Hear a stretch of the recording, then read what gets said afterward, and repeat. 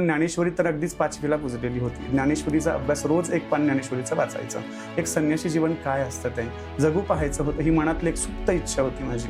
आणि ती सुप्त इच्छेच्या पूर्णतेसाठी बऱ्याच गोष्टींचा त्याग करावा लागणार होता. शिवाजी महाराज व्हावे असं वाटतं, पण शेजारच्या घरात, माझ्या घरात अशी का बरं म्हण आहे सर? तो परमात्मा, हा आत्मा त्या परमात्म्याचा अंश आहे. हा आत्मा त्या परमात्म्याचा अंश आहे. मग सगळेच आपण त्या परमेश्वराची लेकरं आहोत की नाही? मग आपण सगळेच त्या परमेश्वराची जर लेकरं आहोत तर आपण माणसाने माणसाशी माणसासम वागणे. पंढरपूरला वारीला पायी पायी जातो. या वारीचा नेमका इतिहास काही महाराज सांगू शकाल का? ह्या सगळ्या संतांच्या आधी सुद्धा वारीची परंपरा चालूच होती. मग संतांनी ही परंपरा पुढे चालू ठेवली. तुकोबारायांच्या नंतर त्यांचे वंशज जे धाकटे त्यांचे चिरंजीव समजा नारायण बुवा आहेत, त्यांनी पुढे याला स्वरूप मोठं दिलं. मग प्रयत्नवादी असणं, आध्यात्मिक असणं, ह्या दोन्ही बाजू वेगळ्या वेगळ्या आहेत. म्हणजे माणसानं 100% प्रयत्नवादी असलंच पाहिजे. आपल्या प्रयत्नांना 100% यश देणं या परमेश्वराच्या साधने. फक्त माझा धर्म टिकला पाहिजे म्हणून त्यांनी प्राणाचं बलिदान केलं. हाल हाल करून त्यांना महिनाभर अंगाची चमडी काढून त्यांना जेव्हा ज्ञानोबांनी समाधी घेतली, आता विश्वात्मक देवे येणे वाघ यत्ने तोषावे तोषुनी मध्ये द्यावे पसाय दान. पण भाग्य माझं की महाराष्ट्रात जन्माला आलो आणि महाराष्ट्रात जन्माला येऊन वारकरी संप्रदायात जन्माला आलो. खूप धन्य मानतो मी परमेश्वरा.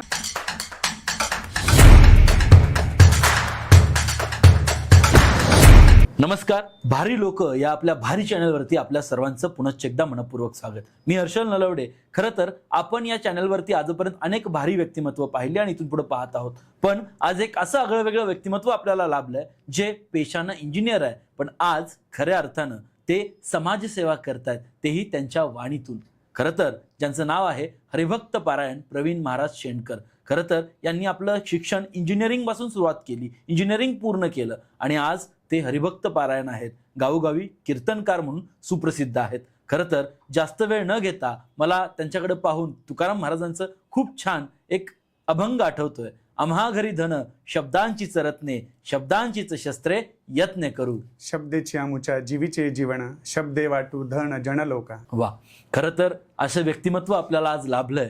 कारण फक्त आम्ही आध्यात्मिक आहोत, आम्ही देवपूजा करतोय किंवा आम्ही सुशिक्षित आहोत, मग आता आध्यात्मिक गोष्टी आम्ही कसं करू? नाही.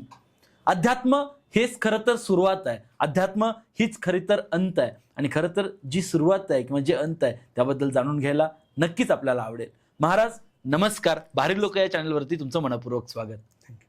येस. तर महाराज मला तुम्हाला पहिलाच प्रश्न हा विचारायचा आहे. अध्यात्म किंवा आज हरिभक्त पारायण म्हणून आज तुमच्या नावासमोर आहे, पण त्याच्या आधी एक इंजिनियर आहे, त्याच्या आधी एक बालपण आहे.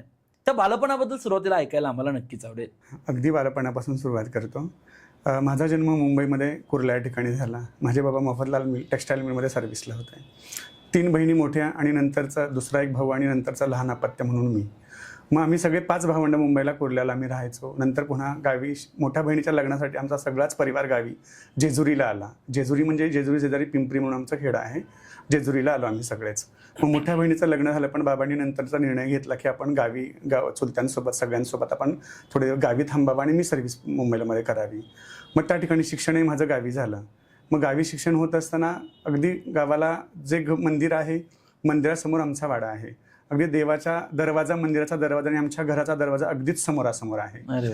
दरवाजात उभं राहिलं की पांडुरंगाच्या विग्रह आपल्याला समोर दिसत असतो. म्हणजे अशा ठिकाणी जन्म मिळाला, अशा ठिकाणी मला वागायला मिळालं, राहायला मिळालं, शिक्षण माझं झालं. हे सगळं वातावरण, सपोर्टिव्ह वातावरण मला परमार्थासाठी मिळालं.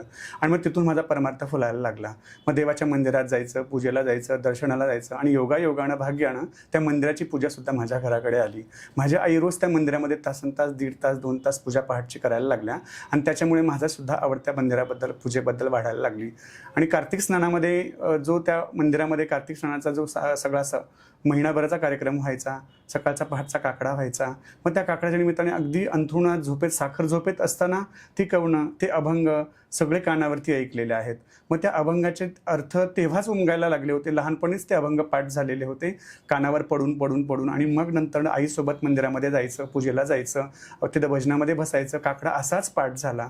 आणि मग नंतर पुढचं शिक्षण असं होत राहिलं. पुढे आणखीन 7वी नंतर हायस्कूल वर्गामध्ये गेलो, 10वी झाली, पुढे डिप्लोमा केला मी बारामतीमध्ये आणि डिग्री इन CUP कॉलेजमध्ये मी बी मेकॅनिकल म्हणून तिथून पासआउट झालो आणि कॉलेज टू सिलेक्शन माझं टाटा मोटर्स ERCमध्ये सिलेक्शन झालं. अरे वा. तिथेही मी 4 वर्ष जॉब केला. 4 वर्ष जॉब करत असताना माझ्या 4 भाच्यांना मी बी इंजिनियर करावलं की, आणि तेही करण्याचं उद्दिष्ट असतं की आता, कारण हे सगळं करत असताना मी एज्युकेशन लाईफमध्ये की आर्ट ऑफ लिव्हिंगचे पण कोर्सेस केले. म्हणजे श्री रविशंकरांचे. बेसिक श्री रविशंकरची बेसिक कोर्स असेल, ॲडव्हान्स कोर्स असेल, YTP असे कोर्सेस मी टीचर ट्रेनिंग कोर्सेस मी केले. मग त्याच्यानंतर मी सगळ्यात जास्त सपोर्टिव्ह थिंग्स मला ज्ञानेश्वरी आणि स्वामी विवेकानंद मिळाले. स्वामी विवेकानंदांचे 6 खंड सगळे not only reading, I am studying that, अभ्यासले. आणि मग ते करत असताना ज्ञानेश्वरी तर अगदीच 5वीला पुजलेली होती. ज्ञानेश्वरीचा अभ्यास रोज 1 पान ज्ञानेश्वरीचं वाचायचं.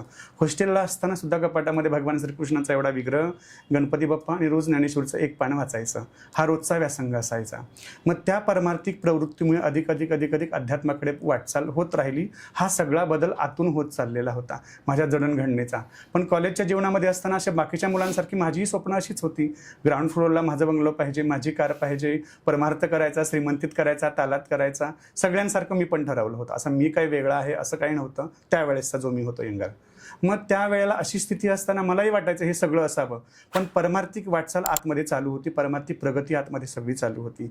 हे सगळं करत असताना पुढे एक प्रश्न होता, जर मी आता कुठला निर्णय घेतला तर मग घरचे भावंड म्हणतील किंवा मित्र म्हणेल परमार्थ शिक्षण अवघड वाटायला लागलं म्हणून अर्ध्यावर सोडलं की काय, पुढे जॉब भेटेना की काय म्हणून अर्ध्यावर परमार्थाची परवाट पकडली म्हणून परमार्थाकडे ओढला की काय. हे सगळे माझ्याकडे लागणारे धब्बे मला धुवून बाजूला सारायचे होते आणि अभ्यास करणारा A1 एज्युकेटेड मुलगा सुद्धा परमार्थिक असू शकतं हे मला प्रूव्ह करायचं होतं आणि सुशिक्षित समाजापर्यंत पोहोचवायचं होतं. आणि मग हे सगळं होत असताना अभ्यास करता करता पुढे आणखीन ERCमध्ये जॉब लागलं. प्रोइकेटे 80वरती माझं काम होतं. ते करत असताना आता पुढे आपण सर्व्हिस केल्यानंतरनं एकतर ज्ञानेश्वरीचा एवढा मोठा पगडा अंगावरती पडला होता की एक संन्यस्त जीवन काय असतं हे मला जगायचं होतं. Not only reading, I want to live in practical life. ते मला वैयक्तिक जीवनात प्रॅक्टिकली मला जगायचं होतं. एक संन्यासी जीवन काय असतं ते जगू पाहायचं होतं. ही मनातली एक सुप्त इच्छा होती माझी आणि ती सुप्त इच्छेच्या पूर्णतेसाठी बऱ्याच गोष्टींचा त्याग करावा लागणार होता. आणि सगळ्यात महत्त्वाची गोष्ट माझे आईबाबा, कारण आईबाबांना हे सांगवायचं कसं, त्यांच्या थ्रू पचवायचं कसं हे मोठं गणित होतं. कारण का तर सगळ्यात जास्त जवळचे नातलग शहरात राहिल्यामुळे आईबाबा बहिणी इथपर्यंतच नातं फारसं होतं आमचं. फार सगळ्या खूप नत्यागोत्यापर्यंत मी पोहोचलेलो नव्हतो. आणि मग असं करत असताना मग आईंना सांगितलं. आता आई खूप परमार्थिक विचारधारणेच्या अशा, बाबाही तेच होते पण बाबा थोडे कडक स्वभावाचे होते कारण त्यांनी शहरात सगळं जीवन 38 वर्ष सर्व्हिस केलेली होती. मग आई म्हणायच्या की हे सगळा निर्णय घेतोय पण कडेला नेणार आहे का, एकतर आपल्या घरात कोणी नाही, आपल्या वंशात कोणी नाही, आपल्या गावात संन्याशी कोणी नाही, तालुक्यात कोणी नाही आहे, तर तुम्ही संन्यस्त राहण्याचा हा निर्णय जो घेताय तो केवढा मोठा आहे तुमचा तुम्हाला कळतंय का, त्याचे परिणाम तुम्हाला माहिती आहेत का. हे सगळं सांगितल्यानंतर मी मग एक शपथ तुम्हाला घ्यावी लागेल, मरेपर्यंत नाकासमोर चालता आलं पाहिजे आम्हाला, ही शपथ तुम्हाला घ्यावी लागेल. म्हणजे दोघी आईबाबा दोघांची होती. आता आईंनी बाबांना समजावून सांगितलं की हे सगळं असताना मुलांच्यावरती आपण अधिकार तरी किती दाखवायचा, त्यांच्या भविष्याबद्दलचा अधिकार नक्कीच दाखवला पाहिजे. कारण आपण ज्या चाकरीतून चाललो त्याच चाकरीतून आपल्या मुलांनी सुद्धा चालायला हवं हे प्रत्येक आईबाबांना नक्कीच वाटतं. आणि माझ्यासुद्धा आईबाबांना तेच वाटलं.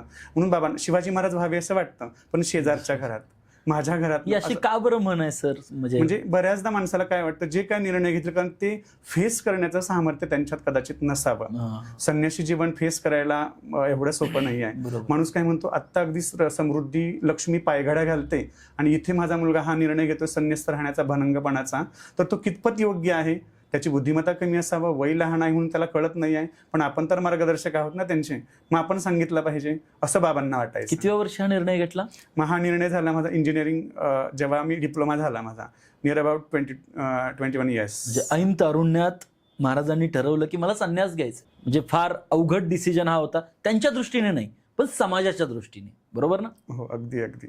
आणि हा अवघड काय होता कारण समाजात तसे माझ्या अवतीभवती माझे मित्रपरिवार, माझे नातलग असं कोणी नव्हतं ना. ह्या सगळ्या मोठ्या संकटांना मला सामोरं जावं लागलं. पण तरीसुद्धा मी शांतच होतो कारण का तर मला ते पचवायचं होतं, दुसऱ्याच्या गळी उतरवायचं होतं, मला माझं सक्सेस करायचं होतं. कारण हा निर्णय माझा वैयक्तिक होता. त्याचे दुष्परिणाम जे काही होतील चांगले वाईट ते मला माझे ॲक्सेप्ट होते. I am accepted that things because हा निर्णय माझा होता म्हणून मला ते स्वीकारणं अगदीच सहज होतं. मग हे करत असताना मग आईंनी बाबांच्या गळी उतरवलं. बाबांनीही ते पुढे म्हणजे इच्छा नसताना मान्य केलं की ठीक आहे ॲज इट इज. मग पुढे काय झालं की कारण का तर पालक मुलांच्याच भविष्याचं हे करतात, हित चिंततात. मग तुम्हाला वाटत असेल तुमचं हित याच्यात असेल तर मग ते करिअर करा. पण बाबांनी मग त्याच्यानंतरही बाबांनी एक अट घातली, मग महाराजच व्हायचंय ना तुम्हाला, मग पैसा पाणी बक्कळ घेणारे महाराज लोक खूप आहेत, स्वतःच्या बिल्डिंग उभे करणारे आणि कारमध्ये चालणारं. तुम्ही सुद्धा असंच स्मार्ट महाराज झालेलं मला खूप आवडेल, जे जगात आहेत ते. मी काही वावगी इच्छा माझी मांडली नाही, असं बाबाचं म्हणणं होतं. की एक मला श्रीमंत महाराज माझा मुलगा आहे, मला तेही चालेल. मार्गदर्शक जगाला ज्ञान देणारे महाराज मला चालतील, पण ते तालात राहिलेले, श्रीमंतीत राहिलेले असे महाराज मला. म्हटलं तुमचं हे स्वप्न मी कधीच पूर्ण करू शकत नाही, कारण संन्यस्त जीवन जर मला जगायचं तर माझ्या अंगावरती आज कपडा आहे, उद्या आहे की नाही मला माहिती नाही आहे. आज मी चतकोर भाकरी खातोय, उद्या अर्धी मिळते नाही मिळत मला काही माहिती नाही, माझं फ्युचर काय आहे ते. अगदीच ह्या पृथ्वीचं अंथरूण आणि आभाळाचं पांघरूण असं माझं जगणं आहे. आणि अशा जगण्यात ह्या सगळ्या गोष्टी मला दुरापास्त आहेत, मिळणं अशक्यच आहे. त्यामुळे ह्या सगळ्या इच्छा मी तुमच्या नाही पूर्ण करू शकत आहे. माझं जे काही भविष्य असेल ते परमेश्वराच्या हाती आहे. त्यानं जे माझ्या बाबतीत ठरवले, कारण आज हे माझं आत्ता नव्हतं हे भविष्य, पण त्यानं हे बऱ्याचदा माणसांच्या मनामध्ये एक प्रश्न पडतो की तुम्ही इकडे वळालात, आता तुम्ही विचारणार आहात तो प्रश्न, पण मीच उद्भवून तो उपस्थित करतो की तुम्ही इकडे वळालात, तुमच्या जीवनाचा टर्निंग पॉईंट काय होता, की माणसाला कुठली तरी ठेच लागते म्हणून परमार्थाकडे वळतो, किंवा असं काही त्याला घडतं त्याच्या जीवनामध्ये की म्हणून तो परमार्थाची वाट धरतो, असं काही होतं का? असे बरेचदा प्रश्न मला विचारले गेलेत. पण म्हटलं असं मला कधीच काहीच झालं नाही. हा माझा प्रवास एकदम सुरळीत सहजपणाचा चाललेला होता. ह्या प्रवासामध्ये अगदीच मला कुठे अडचण आली म्हणून मी परमार्थाकडे देवाकडे वळालो, एखादं संकट आलं म्हणून देवाकडे वळालो, असं अजिबात कधीच घडलं नाही. नदीचं पाणी कसं सहजपणानं वाहतं की नाही, असा सहजपणाचा माझा परमार्थिक प्रवास चालू होता. आणि म्हणून ह्या परमार्थिक प्रवासाला मी सगळ्यात जास्त श्रेय जो काही करवतोय तो परमेश्वर करवतोय. आणि त्याच्या इच्छेनं मला वागायचंय, त्याच्या इच्छेनं मला चालायचंय. याच्यामध्ये माझे विचार महत्वाचे नाहीत, हे सगळे विचार बदलवण्याची ताकद त्या परमेश्वराची आहे. जे मी ठरवलं होतं ते म्हणजे परमार्थिक विचारधारेत चालणं, आणि त्या आनंदात समाधानात एवढा मी गुंतलो होतो, त्यातून मला बाहेर पडावं असं वाटत नव्हतं. प्लस दुसरी गोष्ट, व्यावहारिक दृष्टीने सुद्धा तेवढाच सक्षम होतो. मुलांच्या बाबतीत असताना माझं जे काही एज्युकेशनल वर्क होतं तेवढंच इफेक्टिव्ह होतं. अभ्यास, माझे मार्क्स असतील, डिस्टिंक्शनपर्यंत माझे मार्क्स होते. गावामध्ये इतर मुलांची मी क्लासेस सुद्धा घ्यायचो, माझ्याकडे अभ्यासाला यायची. जी MPSC एक्झाम देणारी मुलं, आत्ता 2 PSI माझे पुतणी आहेत, ते माझ्याकडे अभ्यासाला असायचे, अगदीच पर ग्रॅज्युएशनपर्यंतचे. म्हणजे पण शिकवणं मी आज तगायत ठरवलं की मुलांना आपण ज्ञानदान हे शेवटापर्यंत ज्ञानदान करायचं. मग ते एज्युकेशन फील्डमधलं असेल किंवा परमार्थिक फील्डमधलं असेल, दोन्ही गोष्टींचं ज्ञानदान आपण करायचं. कारण ज्ञान माणसाचा तिसरा डोळा आहे, ते देण्यानं वाढत असतं, ते आपण वाटलं पाहिजे, ते आपण दिलं पाहिजे. देणं ही शपथ घेतलेली आहे. मग जे मला देता येईल ते कमीत कमी घेणं, आणि जास्तीत जास्त मला कसं काय देता येतंय ती गोष्ट मनामध्ये भावना होती माझ्या. मग हे सगळं करता इंजिनिअरिंग झालं, पुन्हा टाटा मोटर्समध्ये सर्व्हिस केली. मग ERC मध्ये जॉब करत असताना 3 भाचे मी BE करवले, कारण हा प्रश्न उद्भवला कुटुंबाचा तणांतरणा, की आम्ही हे भावंड वाढलेलो होतो, त्यामुळे भावंडाच्या नात्यात थोडासा गुंतलेला होतोच मी. परमार्थिक विचारधारा जरी असेल तरी उद्या माझ्या बहिणींना जरी मी नोकरी करून 2-2 लाख 4-4 लाख रुपये दिले असते, किती दिवस त्यांचे टिकतील? मग त्यांना त्यांची मुलं आपण तयार करून देऊयात. उद्या आपल्याकडे ओवाळणी घालायला रुपया जरी नसेल तरी हरकत नाही, त्यांना त्यांची साडी चोळी करणारी मुलं आपण तयार करून देऊयात. मग ते काम मात्र मी नक्की अगदी ठरवून केलं. मी त्या माझ्या 3 बहिणींच्या मुलांना माझ्याकडे आणलं, त्यांना पहिल्यांदा डिप्लोमा करवला, डिग्री करवली. आता इव्हन प्रत्येक जण कंपनीमध्ये मॅनेजर आहे. एक तर पुण्यामध्ये L&T मध्ये जनरल मॅनेजर म्हणून वर्क करतोय. थोडक्यात प्रत्येक मुलगा हा मॅनेजर लेवलला काम करतो, जो मी शिकवला. आणि फक्त नॉट ओनली गायडन्स, मी घरी स्वयंपाक बनवून त्यांना तो म्हणजे सगळ्याच गोष्टी, आहार विहार कसा पाहिजे, पूजा पाठ मंत्रोपचार, रोजचा 15 वाध्याय म्हटल्याशिवाय भोजन मिळायचं नाही, असं करून सगळ्या परमार्थिक व्यवस्थेनं मुलांना त्या वाढवलं. थोडक्यात त्यांचा आई बाबा मामा आणि शिक्षक सुद्धा गुरु मीच झालो, आणि असा रोल मी पार केला. त्यामुळे संसारी जीवन काय असतं हे त्या रूपानं मी अनुभवलेलं सुद्धा आहे प्रॅक्टिकली. मग नंतर पुन्हा हे सगळं झालं, सगळ्या मुलांचं कंपनीमध्ये सिलेक्शन झालं. मी माझं रिझाईन देऊन थेट आळंदीला गेलो. मग आळंदीला गेल्यानंतर पुन्हा 2.5 वर्ष आळंदीमध्ये राहिले. पण तिथून मी गेस्ट लेक्चर्स माझ्या शिवपी कॉलेजमध्ये ॲज अ प्रोजीचे ॲडव्हान्स लेक्चर मी करत होतो, कारण त्यानंतर मला काही ग्रंथांची आवश्यकता होती, ग्रंथ खरेदी करा, तेव्हा थोडा होताच मुद्दा. मग नंतर हा सगळा प्रश्न, आता तुमच्याकडे आलोत की निमवली, आता मग सर्वस्वानं तुम्हाला समर्पित, as I am surrender to us, मी तुम्हाला समर्पित आहे. मग याच्या बाबतीत मला स्वतःला काही घ्यायचं नाही की मी उद्याची माझं कसं होणार आहे, भाकरी कशी मिळणार आहे. मग तेव्हापासून आज तगायत मला 20 वर्ष झाली माऊली सांभाळत आहेत, परमेश्वर सांभाळतोय, ह्या शब्दावरती माझा विश्वास आहे. अंगाचा कपडा सुद्धा तो मला पुरवतोय, पायातली चप्पल असेल, खायचा घास सुद्धा तो मला पुरवतोय. आणि नाही पुरवला तरी मी त्याच्यावर कधी नाराज होणार नाही, का निर्णय माझा आहे तो. भगवंताला भक्त खूप आवडतात.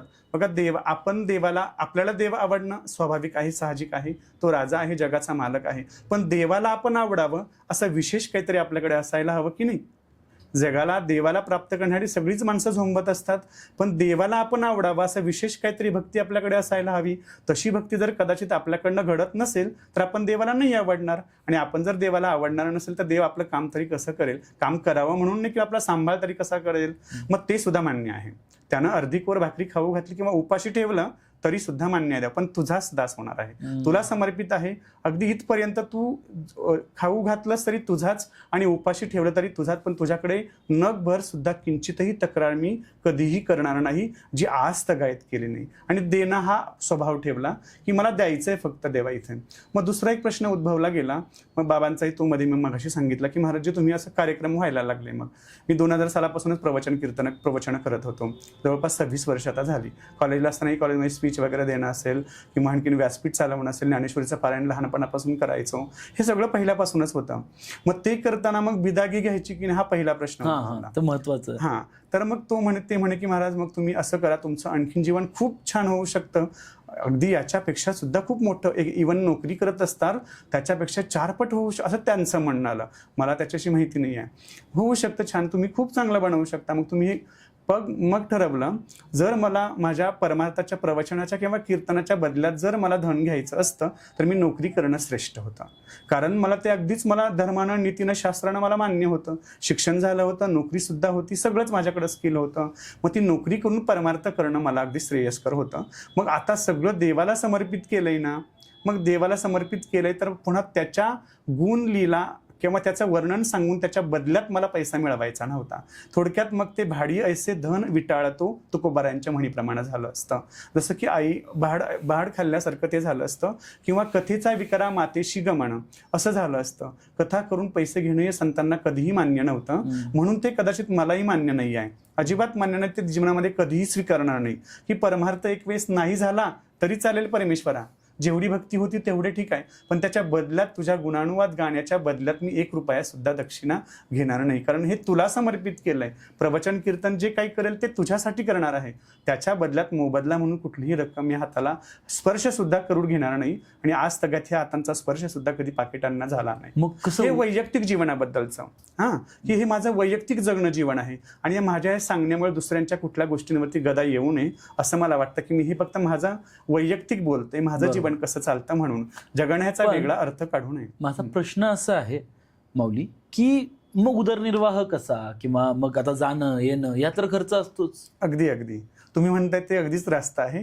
मी जसा पहिला मुद्दा सांगितला, कार्यक्रमाला जाणं आहे, येणं आहे, खाणं पिणं आहे, हे सगळं परमेश्वर चालवतो. हा माझा तेव्हाही विश्वास होता 20 वर्षांपूर्वी आणि आजही तोच विश्वास आहे. कार्यक्रमाला जाण्यासाठीची गाडीचा मालक आणि गाडीचा इंधन हे सगळं तो प्रोव्हाइड करतो, परमेश्वर मला प्रोव्हाइड करतो. तो ती सेवा सुपूर्त करतो, म्हणून मी कार्यक्रम करत असतो. घरात जेवणाचा आलेला पदार्थ, त्यासाठी लागणारी भाजी किंवा लागणारं धान्य, पीठ हे तो देव माझ्यापर्यंत पोहोचवतो, म्हणून त्या अन्नाची भाकरी बनवून मी खातो. अशा प्रकारे उदाहरणे. अंगाचा अंगरखा सुद्धा त्या परमेश्वर म्हणजे मार्फत देव माध्यम वापरत असतो आपल्यापर्यंत सेवा पोहोचवण्याचं. कोणीतरी आणून ते माध्यम वापरतो, ते आपल्यापर्यंत पोहोचवतो. पण त्या माध्यमांना जर आपण कवटाळून बसलं तर आपल्या जीवनामध्ये फाटे फुटतील. म्हणून यानं दिलं, यानं पोहोचवलं असं म्हणत नाही, त्यानं दिलं. एवढ्या घामाचा, कष्टाचा पै रुपया कमवणारा माणूस असंच 1000 रुपयाचा अंगरखा शर्ट आपल्याला कुणालाही देऊ शकत नाही, किंवा अशीच आपली 50 लाखांची गाडी कोणासाठी दिवसभर फिरवू शकत नाही. तर त्याचाच अर्थ असा, हे परमेश्वर त्यांना सद्बुद्धी देतोय, हे तुला करायला पाहिजे, म्हणून तो त्या कार्यात प्रवृत्त होतोय. म्हणून हे त्यानं सेवा आपल्याला परमेश्वरानं दिली असं त्याला म्हणावं लागणार आहे. वैयक्तिक माणसाला दिली तर संकुचितपणा झाला तो, मग त्या माणसापर्यंत सीमित आपण राहणार आहे. पण हे करताना मला देवानं दिलेलं आहे, त्यानं तो सगळं माझं चालवतो, याच्यावर ठाम विश्वास असला पाहिजे. आणि मी आज मात्र त्याच्यावर सर्वस्वी निर्भर आहे. जो काही माझं चालवतो तो सर्वस्वानं तो चालवतो. खरंच. आणि हे खरं आहे, आपण जर एखादी गोष्ट खऱ्या मनानं करत असेल, आपल्या एकदम मनापासून करत असेल, तर नक्कीच बदल्यात सगळ्या गोष्टी त्याचा विचारही करायला लागत नाही. करता करविता परमेश्वर त्याची आहे. प्रचिती खूप सुंदर प्रचिती आहे मला ह्यात. एवढ्या बरं 1-2 वर्ष नाही आहे, हा 20 वर्षांचा कालखंड आहे हं. की एवढ्या मोठ्या देहाला त्यानं सांभाळलं, म्हणून मी ज्ञानदानाचं कार्यच करू शकतो. वा पहिलीपासून ते 12वी पर्यंतच्या मुलांना मी फ्री ऑफ चार्जेस एज्युकेशन करावतो. वा फिजिक्स आहे, मॅथ्स आहे, केमिस्ट्री, बायो हा माझा विषय नसताना सुद्धा मी आज बायोलॉजी शिकवतो 12th पर्यंतचा. वा. फक्त आध्यात्मिक लोकांच्याकडे किंवा हरिभक्त पारायण जे कोणी मंडळी आहेत त्यांच्याकडे पाहताना आपला एक दृष्टिकोन असतो, हे कीर्तनकार आहेत, ते प्रवचनकार आहेत, किंवा त्यांच्याकडे एक वारकरी संप्रदाय किंवा एका वेगळ्या दृष्टिकोनानं पाहिलं जातं. पण त्या सगळ्या चौकटीच्या बाहेर जाणारे एक महाराज, एक माऊली आपल्याकडे आज आलेत. खरं तर आज यांच्याकडे पाहताना, म्हणजे यांच्याकडून ऐकताना अंगावरती शहारा येतोय. कारण हे फक्त आध्यात्मिक नॉलेज देतात असंच नाही, पण त्या अध्यात्माबरोबर विज्ञान काय आहे आणि विज्ञानाचं अधिष्ठान, अध्यात्माला विज्ञानाचं अधिष्ठान आहे असं आपण ऐकतो, पण ते नेमकं काय हे ऐकायला आवडेल. ओके. तर मी तर म्हणेल 99% मुलगा परमार्थात पाहिजे.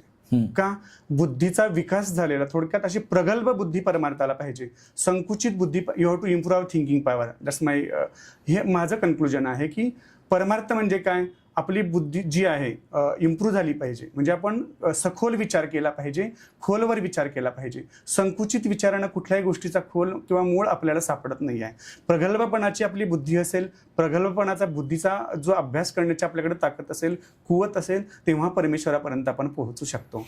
हे अध्यात्म म्हणजे काय आहे, भगवंत म्हणजे काय आहे, तत्व म्हणजे काय आहे, या तत्वापर्यंत पोहोचायचं असेल तर आपल्याला प्रगल्भपणानं त्याच्यावरती विचार. देव काय आहे बरं, भगवंत आपण पाहत असतो, भगवंत बाहेरही राहतो, आतही राहतो.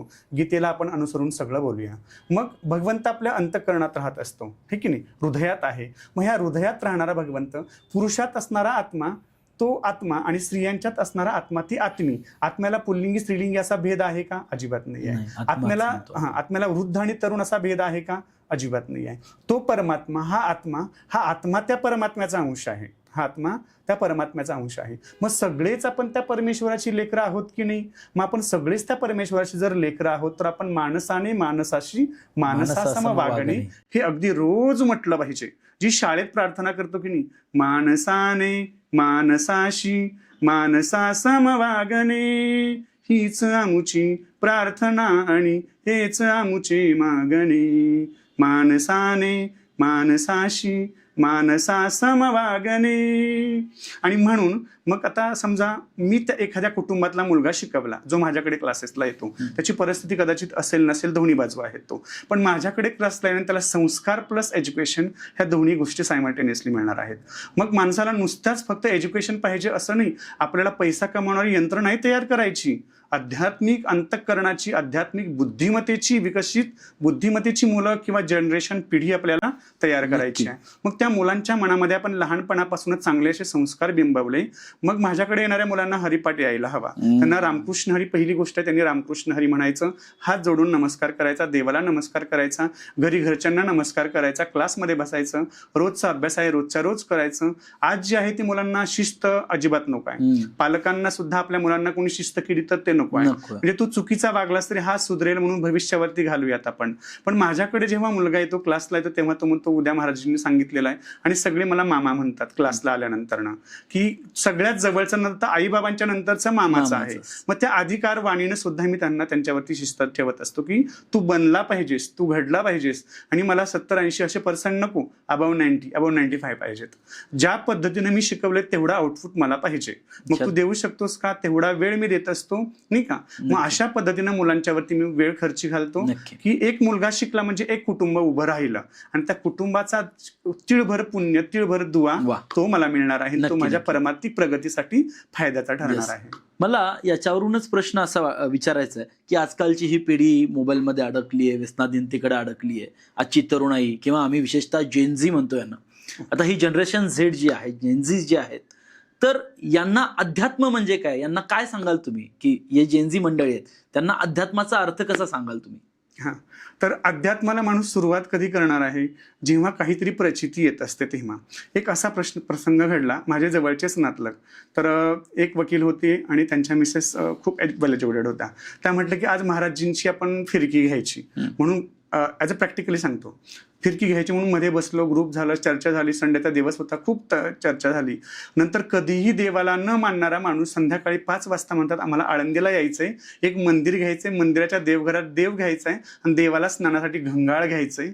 ही एवढी प्रवृत्ती जेव्हा त्या माणसात झाली तेव्हा मला वाटलं मला काहीतरी त्यांच्यापर्यंत संदेश पोहोचवता येतोय. माणूस हुशार माणूस लगेच हे स्वीकारतो, एज्युकेटेड माणूस लगेच ऍक्सेप्ट करतो, पण त्यांना त्यांचे कन्सेप्ट क्लिअर व्हायला हवे. त्यांना कोणीतरी असं प्रॉपर गायडन्स केलं पाहिजे, गाईडलाईन्स पाहिजे की त्याच्यातून त्यांच्या कन्सेप्ट क्लिअर झाल्या पाहिजेत. त्यांना ते पटलं आणि त्यांनी ते स्वीकारलं. मग मी म्हटलं तुमचा अगोदरचा निगेटिव्ह विचार होता, आता का स्वीकारला बरं तुम्ही हे सगळं? तुम्ही त्या पद्धतीनं सांगितलं त्याचं मोल आणि हे मला थोडक्यात फ्रिक्वेन्सी मॅच झाली, ते मला कळालं. म्हणून आता मी हे सोडणार नाही. जे तुम्ही करताय की नाही तसंच मला काहीसं चांगलं करायचंय. आणि आतापर्यंत ह्या निगेटिव्हिटीज ज्या माझ्याकडे होतात त्या मागे टाकून गेलो मी. आता मी पुढे सरसावलो, एक पाऊल मी पुढे टाकलं. म्हणून नवीन तरुणाईला किंवा नवीन पिढीला मला असं सांगावं असं वाटतंय, तुम्ही जो तुमच्यापर्यंतचा संदेश आलाय तिथपर्यंत गुंतून राहू नका. याच्याकडे एक पॉझिटिव्ह वेव्हनं पहा, तुम्ही एक होकारार्थी विचारसरणीनं पहा. तुम्हाला तर सगळ्यात माहितीच आहे की energy can navigate not destroy, can be converted from one form into another. त्याचप्रमाणे ही जी परमार्थिक ऊर्जा आहे, परमार्थिक एनर्जी आहे, ते आपण देवालयात गेल्यानंतर आपल्या आत संचारते. आपण समाधीवरती डोकं ठेवलं, आपल्या आत ते संचारते ती एनर्जी, आणि ती एनर्जी आपल्या आतल्या निगेटिव्हिटीला घालवते. आपण तेव्हा देवासमोर नमस्कार करत असतो, आपल्याकडे पॉझिटिव्हिटी येत असते. म्हणजे कुठल्याही गोष्टीकडे पाहताना आपण चांगुलपणाचा विचार, दृष्टिकोन पण आहे, दृष्टिकोन चांगला ठेवा. प्रत्येक वेळेस हे काहीच नाही आहे, असं काहीच होणार नाही आहे, मग देवच का, हे असंच म्हणत बसला तर आयुष्यभर आपल्या हाताला काहीच लागणार नाही आहे. पण याच्यात नक्कीच काहीतरी आहे. मी पुढे बोलताना आणखी वारीबद्दलचा अनुभव तुम्हाला शेअर करेनच की ह्यात नक्कीच काहीतरी आहे. अशा कुतूहलानं आपण जेव्हा जातो की नाही तेव्हा काहीतरी मिळतं आपल्याला. काहीच नाही म्हणून असं निग्लेक्ट जर आपण केलं तर कुठल्याच पदार्थात आपल्याला रस वाटणार नाही आणि रस मिळणार नाही किंवा त्यातून काही सार आपल्याला घेता येणार नाही. काहीतरी नक्कीच आहे. म्हणून एवढा लाखोंचा समाज, कोट्यावधी समाज देवाकडे वळतोय. असं त्यात काहीतरी आपण होकारार्थी पाहिलं पाहिजे. आणि तसंही मानू नका, जग विश्वास ठेवते म्हणून अजिबात करू नका. तुम्हाला काय, व्हॉट्स माय ओन ओपिनियन अबाउट इट, माझं स्वतःचं वैयक्तिक मत त्याच्याबद्दलचं काय आहे, असं असेल तर परमार्थाकडे नक्की वळा आणि स्वतः वैयक्तिक त्याची अनुभूती सुद्धा घ्या. नक्की. मला पुढचा प्रश्न हा विचारायला आवडेल, अध्यात्माला वैज्ञानिक दृष्टिकोन कसा आहे आणि तुमचं काय मत आहे त्याबद्दल, की अध्यात्म आणि वैज्ञानिक काही दृष्टिकोन किंवा वैज्ञानिक बाबींमध्ये इथं अध्यात्म हे सांगतंय आणि आज हे वैज्ञानिक सांगतंय असं. तर आता म्हणजे ज्ञानोबारायांनी 850 वर्षांपूर्वी, म्हणजे तेव्हा लाईटचा शोध तर अजिबातच नव्हता. मग तेव्हाच त्यांनी सांगितलं आपण प्रेशरनं जेव्हा पाणी पात्यावरती पाडू तेव्हा लखलखीत अशी वीज निर्माण होणार आहे, किंवा सूर्य स्थिर आहे आणि पृथ्वी सूर्याभोवती फिरत आहे. हे नंतर सिद्ध झालं, आपण भूगोल आपण नंतर सिद्ध केलेलं आहे. पण ज्ञानोबारांनी तेव्हा सांगितलेलं आहे. मग अशा प्रकारचे बरेच, ज्ञानेश्वरी तुम्ही आपण अभ्यासले तर बरेच असे वैज्ञानिक अनुभव आपल्याला येतील की विज्ञानातले सगळेच्या सगळे सत्य ज्ञानोबारांनी, म्हणजे परमार्थातले सत्य विज्ञानामध्ये आहे. खरं तर मला विज्ञान प्रगती करते ते परमार्थातूनच आलेलं आहे. वेगळं कुठं, तुम्ही विमानाचा आकार पाहिला का? एरोप्लेनचा आकार कसा आहे की नाही, तो कसा आहे, गरुडाच्या आकाराचा आकार आहे. तेव्हा गरुड पुष्पक विमान असायचे, गरुड विमान असायचं, भगवंताचं वाहन जे आहे. मग गरुडाचाच आकार त्या विमानाला बनवला, माशाचा आकार जो आहे तोच आकार बोटीचा बनवला गेला. हे कुठून घेतलं बरं? भगवंताचा मत्स्य अवतार आहे, मग ते पाण्यात विहार करायचे, त्याच्यावरून तशी नौका बनवली गेली, मोठी जहाजं बनवली गेली. आज 5-5 गावं त्या जहाजावर राहतील एवढाली मोठाली जहाजं आहेत. ती सुद्धा पाण्यावरती तरंगतात, पण त्यांना आकार कुठला दिला गेला? तो आकार त्यांना माशाचा आकार दिला गेला. आकाशामध्ये जो उडणारा पक्षी आहे त्याचा आकार सुद्धा गरुडासारखा घेतला गेला. आपण सॅटेलाइट उडवतो त्याचा आकार सुद्धा तुम्ही बघा. ह्या सगळ्यात ज्या गोष्टी आहेत त्या सगळ्या अध्यात्मातून घेतल्या गेलेल्या आहेत. म्हणजे आपण म्हणू की हे सगळं बरं. रिसर्च म्हणजे काय? त्याचा पुन्हा शोध आणि पुन्हा शोध. रिसर्च हे पहिलंच होतं, पण काही काळानं लुप्त झालं. जे हडप्पा मोहनजोदडो तुम्हाला माहिती आहे, ढिगाऱ्याखाली सापडलं, पण त्याचं जेव्हा उत्खनन झालं, अगदी हवाबंद गटारे, काटकोनात वळलेले रस्ते, लाईट विजांची सोय ही तेव्हा त्या उत्खननात सापडली गेली. मग हे कुठून आलं बरं? म्हणजे बल्बचा शोध एडिसनने नाही लावला, तेव्हा होतं तर तो आपल्या संस्कृतीमध्ये होता. तो पहिलं जुनं जे बांधकाम आहे ते, जुनी मंदिरं तुम्ही बघाल, तुम्ही ताजमहलचा तुम्ही बघाल तुम्ही कसं आहे ते, किंवा ज्या काही मोठ्या मोठ्या वास्तू असतील, पंढरपूरच्या पांडुरंग परमात्म्याचं मंदिर पहा, मोठाले पिलर्स बांधलेले आहे. ह्या सगळ्यात ज्या वास्तुकला, शिल्पकला जी आहे, तुमचं सिव्हिल इंजिनिअरिंग जी आहे, तेव्हा खूप प्रगल्भ होतं. दगडावरती दगड बसवायचा आहे आणि विदाऊट कुठलं मटेरियल न टाकता तो बरोबर त्या व्हॅक्युम बाजूला काढून एवढा फिट बसवायचा की हजारो वर्ष आज ती मंदिरात टिकली. आजही ती मंदिर आजही ती मंदिर त्यामध्ये कुठलंही काहीही वापरलं हे गेलं नाही. स्थापत्यशास्त्र त्यांनी त्या ठिकाणी यूज केलेलं आहे, वा. वापरलेलं आहे. नालंदा युनिव्हर्सिटीज आपल्याला सगळ्यांना माहिती. नालंदा युनिव्हर्सिटी जी होती जी जाळली आणि त्यामधून मग आपले बरेच हजारो ग्रंथ गेले. वा. तर त्या हजारो ग्रंथ गेले किंवा काय, तर हेच शोध म्हणजे असं म्हटलं जातं की आपण सर्रास ऐकतो की हेच शोध आपले होते सगळे. ह्या लोकांनी बाहेर जाऊन त्याच्यावरती अभ्यास केला, जे हाती लागले त्याच्यावर आता हे टेक्नॉलॉजी इन्व्हेन्शन झालेत. तर मग त्या समजा ते नालंदा विद्यापीठ विश्वविद्यापीठ होतं हो. आणि कोणतं नालंदा आणि तक्षशिला तक्षशिला. हे 2 विश्वविद्यापीठं होती. खरं तर ती विद्यापीठं समजा आजपर्यंत तिथलं जर साहित्य साठा असता तर काय तुम्हाला वाटतं की काय आज म्हणजे आज जी परदेशातली प्रगती आहे ती आपली इंडियातली प्रगती, भारताची प्रगती वा. असली असती. कारण हे सगळं बघा तुम्ही, आज आपलं जे लिखित स्वरूपाचं सगळंच ज्ञान आहे बऱ्याच फॉरेनर गव्हर्नरने लिहिलेलं किंवा बाहेरच्या लोकांनी लिहिलेलं, इंग्रजांनी लिहिलेलं आहे. इथले जे काही घडामोडी झाल्या त्या सगळ्या मांडून ठेवण्याचं आपल्याकडे म्हणजे जिथं पिकतं तिथं विकत नाही. बऱ्याच गोष्टी अशा आहेत त्या की आता दुर्दैव आहे आपलं. दुर्दैव आहे आपलं ते. आपल्यामध्ये सगळं खूप नॉलेज पार्ट इथे आहे. तो परदेशात जाऊन आपली मुलं म्हणा, तिकडे जनरेशन म्हणा, तिकडे सर्व्हिस करते. ते नॉलेज त्यांना फॉरेनर्स तर तिकडे शेअर करते आणि त्याच्यावर त्यांची प्रगती सगळी चालू आहे. पण हा सगळा भाग इथे असता आणि इथे त्याच्यावरती तेवढं लक्ष दिलं गेलं असतं तर खूप प्रगती भारताची सुद्धा झाली असती तुलनेमध्ये परकीय राष्ट्रांच्या. वा. खरं तर खूप छान सांगितलेलं आहे. कारण आजपर्यंत आपण फक्त नॉलेज, ज्ञान, इन्फॉर्मेशन ह्या सगळ्या माहितीच्या ह्या सगळ्या जालामध्ये आजपर्यंत लहानपणापासून आपण आहोत. पण खऱ्या अर्थानं हे आपलं आहे. आपण म्हणतो यांनी शोध लावला, पायथागोरसचे थेरम आहेत, आपण म्हणतो आईन्स्टाईन किंवा आपण अजून काही नावं घेतो. पण खरं तर हे इथल्या लोकांनी फक्त त्याला कुठंतरी महाराज मी चुकीचा जर नसेल तर कुठंतरी त्याला आध्यात्मिक लेप लावला. ओके. आणि मग लोकांनी अध्यात्माला, इंग्रजांनी जसं भारतामध्ये एंट्री केली तसं अध्यात्माला लावलेला लेप त्यांनी काय केला, पुसून काढला आणि त्यांनी स्वतःचे इन्व्हेन्शन काढले आणि त्यांनी मग आपल्याला दिले. तर मला प्रश्न असा विचारायचा आहे की हे सगळं जग अगदी टेक्नॉलॉजीमध्ये प्रगत आहे किंवा काय, पेटंट घ्यायचे म्हणलं तर बाहेरचे देश पुढे आहेत. भारतामध्ये ही कॅपॅसिटी असताना, ही क्षमता असताना भारतामध्ये का ह्या इन्व्हेन्शनला किंवा हे पेटंट का नाहीत जास्त होत? ह्या सगळ्या गोष्टीत आपण काय समजतो की हे माझ्याकडं नाही आहे. म्हणजे थोडक्यात आपली जी एनर्जी आहे, ऊर्जा आहे, आपण तिथपर्यंत सीमित राहतो. आता दुसरं घ्या, आपण पुण्यामध्ये राहतो. जेव्हा बाहेरच्या राज्यातला माणूस पुण्यामध्ये येतो तो 12-12 तास काम करतो आणि आपल्या इकडची जनरेशन 8 तास काम करायला धजावते का?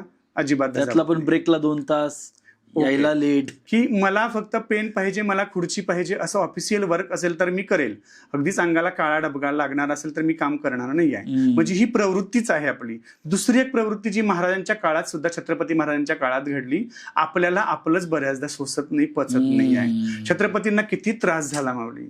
आज जर त्यांना हा जर उपद्रव नसता तर आपलं राष्ट्र केवढं असतं, महाराष्ट्राचा विस्तार केवढा मोठा झाला असता. आज सगळं गोवा राज्य आपल्यामध्ये आलेलं असतं. म्हणजे एवढा मोठा महाराष्ट्राचा विस्तार, किनारपट्टीच्या सगळाच भाग महाराष्ट्रामध्ये विलीन झाला असता. पण थोडक्यात काय की एवढ्या कमी आयुष्यामध्ये सुद्धा त्रास दिला, आपणच त्यांना त्रास दिला. म्हणजे आपल्याकडनंच त्यांना उपद्रव झालेला आहे. आज तर अशी परिस्थिती आहे, आपण ज्यांना बाहेर लोटलंय की नाही त्यांना आज आपल्याला पुन्हा आपल्यात घ्यायचंय, पुन्हा संघटित करायचंय. तुम्ही आपलेच आहात पण तुम्ही काही कारणानं आम्हीच तुम्हाला बाजूला ढकललंय.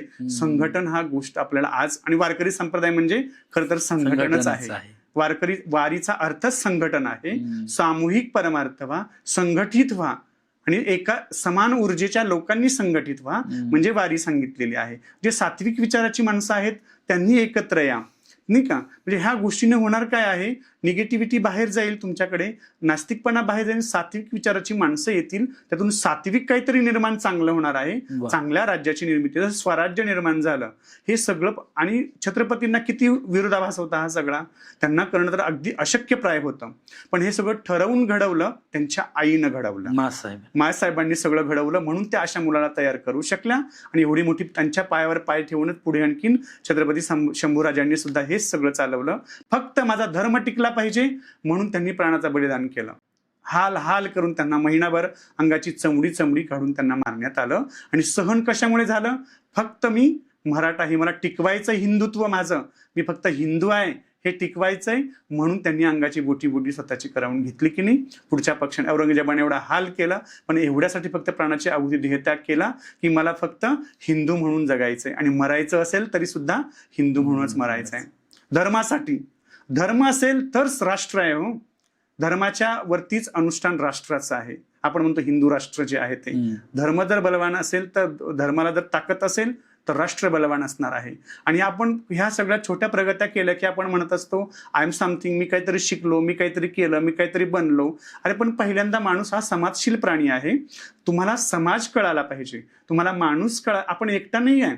आपली काहीतरी नैतिक सुद्धा कर्तव्य आहेत, सामाजिक बांधिलकी सुद्धा आहे, समाजाशी कसं वागतोय पण ते सुद्धा तेवढंच महत्वाचं आहे. वैयक्तिक माझा परमार्थ केला असता तर मी काय केलं असतं, कुठेतरी गुहेत जाऊन बसलो असतो, साधना केली असती, ध्यानधारणा केली असती आणि माझ्या स्वरूपाला विलीन झालो असतो. पण जीवाचं उद्दिष्टच आहे आपण जिथून आलो की नाही तिथं परत जायचं. पण त्याच्यानंतर आपली सामाजिक बांधिलकी आहे की आपण हे करताना एवढा चांगला मार्ग शेजारी येणाऱ्या माणसाला का सांगू नये. त्याला आपण त्या मार्गाचा मार्गस्थ आहे, पांथस्थ आहे. आपण सुद्धा त्याला त्याच मार्गावर का आणू नये बरं. एवढा चांगला मार्ग आपण त्याला दाखवायला हवा की नाही. पण मग ते आपल्याला ते कळायला पाहिजे किंवा आवडलं पाहिजे. मी जो मार्ग स्वीकारतोय तो दुसऱ्याने सुद्धा स्वीकारावा. संतांनी सांगितलेलं आहे, मार्ग दावणी गेले आधी दयानिधी संत पुढे, तेनेची पंथे चालो जाता न पडे गुंता कुठे काही. जो मार्ग संतांना दाखवला, साधूंनी दाखवला, त्या मार्गाने गेलं म्हणजे आडकाठी कुठे आपल्याला पडणार नाही किंवा कुठे अडचणी निर्माण होणार नाही आहेत. म्हणजे फॉलोअर्स, आपण कुणाचं फॉलो करायचं, कुणाला फॉलो, म्हणजे वेल टीचरला, वेल गाईडला आपण फॉलो केलं पाहिजे, वेल गुरुला, चांगल्या मेंटॉर पाहिजे. ओके, चांगल्या संतांना आपण फॉलो केलं पाहिजे. तेव्हा आपण निश्चित परमात्म्यापर्यंत पोहोचणार आहे. नक्की नक्की. मला खरंच खूप छान वाटते, म्हणजे ऐकताना प्रत्येक शब्द काळजाला भिडतोय. मला आपला विषय निघाला वारकरी संप्रदाय किंवा वारीचा. खरं तर आषाढी एकादशी आता आहे आणि आषाढी एकादशी निमित्त ही जी काही वारी, आपण पंढरपूरला वारीला पायी पायी जातो, या वारीचा नेमका इतिहास काही महाराज सांगू शकाल का? ओके. आता वारी म्हणजे आपण ज्ञानोबाराय 4 भावंड, आपण तिथपर्यंत फक्त सीमित आहोत. आद्यगुरु 500 वर्षांपूर्वी आद्यगुरु शंकराचार्य आणि त्याच्यानंतर ज्ञानोबाराय आधी 4 भावंड. मग त्या ब्रह्मगिरीची प्रदक्षिणा करत असताना ज्ञानोबाराय ती 4 भावंड होते, निवृत्तीनाथ, सोपानकाका, मुक्ताबाई आणि ज्ञानोबाराय. मग ती प्रदक्षिणा करत असताना अगदीच ढग गडगडायला लागले, विजा चमकायला लागल्या, पाऊस सुरू झाला आणि ह्या 4ही भावंडांची फाटाफूट झाली आणि निवृत्तीनाथ एका गुहेमध्ये शिरले गेले. मचिंद्रानं बोध गोरक्षाशी केला, गोरक्षेवाळ्याला गहिनी प्रती, गहिनी प्रसादे निवृत्ती दातार ज्ञानदेवा सार चोजविले. म्हणजे गहिनीनाथांचा त्या ठिकाणी अनुग्रह झाला निवृत्तीनाथांना आणि त्यांनी सांगितलं, आतापर्यंत नाथ परंपरा होती, एक गुरु एक शिष्य परंपरा होती, पण हा उघडा मंत्र आता जगताला सांगितला पाहिजे. मग निवृत्तीनाथांना सांगितलं, आता तुम्ही विठ्ठल परंपरा पुढे चालवा, श्रीकृष्ण भक्ती प्रचलित करा आणि पुढे हा रामकृष्ण या मंत्राचा पुढे काय करा, विस्तार करा. निवृत्तीनाथांनी ज्ञानोबारायांच्या मस्तकावरती हात ठेवला आणि हा सगळा जो मार्ग आहे, गुरु म्हणजे भावानं भावाला, गुरुनं बघा, निवृत्तीनाथ स्वतः भावंड, मोठे भावंड गुरु झाले आणि छोटा भाऊ शिष्य, आणि त्यांना उपदेश केला, आता रामकृष्ण हरी मंत्राचा उपदेश करा जगताला आणि एक गुरु एक शिष्य ही परंपरा आता खंडित झाली पाहिजे, उघडा मंत्र जगताला सांगितला पाहिजे. म्हणून रामकृष्ण हरी हा मंत्र सांगितला आणि विठ्ठल उपासना दिली, कृष्ण भक्ती सर्वांना दिली पाहिजे. मग ज्ञानोबारायांनी आपली ही वारीची परंपरा आहे ती अलंकापुरीहून सगळ्याच्या सगळा मेळा पंढरपूरला गेला. त्याच्या आधी सुद्धा वारी होतीच. कारण का, निवृत्तीनाथांच्या अभंगातून, ज्ञानोबारायांच्या अभंगातून वारकऱ्यांचा सर्वस्वी उल्लेख आलेलाच आहे. पुढे नाथबाबा असतील, भानुदास असतील, तुकोबाराय आहे, यांच्या वाणीतून, अभंगातून सुद्धा वारकऱ्यांचा आपल्याला उल्लेख आलेला पाहायला मिळतो. अभंग पाहायला मिळतात, वैष्णव पाहायला मिळतात, वैष्णवांचा, संतांचा मेळा आपल्याला पाहायला मिळतो. पण त्यावेळेस संतांची मांदियाळी होती, एकच संत नव्हते. अगदी संतांची परंपराच्या परंपरा, कुठल्या एखाद्या ज्या संप्रदाय असतील त्यांना काही मोजकी परंपरा लाभते, किंवा 4 गुरु झाले, 4 संत झाले, अशी परंपरा, किंवा त्यात एक संत होऊन गेले. पण आपल्याकडे संतांची परंपराच्या परंपरा लाभलेली आहे आपल्याला. एवढा प्रगल्भ आणि श्रीमंत संप्रदाय म्हणून वारकरी संप्रदायाची ख्याती आहे. आणि या वारकरी संप्रदायांनी आपल्याला हा मार्ग दाखवला. ज्ञानोबारायांनी हा सगळा मेळा घेतला. त्यावेळेस होता 4, 2, 10 शिष्यांचा तांडा पंढरपूरला जायचा, भगवंताला भेटायचा, वारी करून पुन्हा यायचा. पण ज्ञानोबारायांनी मोठ्या प्रमाणामध्ये हा संतांचा मेळा सगळा पंढरीपर्यंत घेऊन गेले.